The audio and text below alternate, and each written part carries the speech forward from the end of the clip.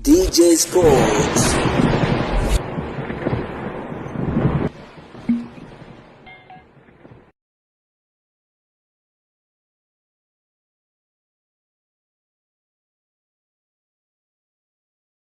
Bwana, kumenoga Msimbazi ni kuhusiana na taarifa kubwa ambazo zinazoendelea kupamba kasi katika kona na engo mbalimbali za kimichezo na burudani. Hapana shaka tunafahamu ya kwamba ligi kusoka Tanzania bara iliweza kutamatika, lakini sofa tumeweza kuona kwamba vilabu mbalimbali vikiwa bize katika kuhakikisha wanalipea vikosi vyao ili waweze kufanya vyema katika michuano mbalimbali. Na leo kuna taarifa kubwa kunako klabu ya wekundu wa Msimbazi Simba, ambapo tunafahamu ya kwamba Simba wao wameingia sokoni katika kuhakikisha wanalipea kikosi chao ili waweze kufanya vizuri katika msimu wa mwaka 2026 2027. Sambamba na hilo, twende tukatazame taarifa kubwa ambayo inaendelea kupamba kasi kwa hivi sasa.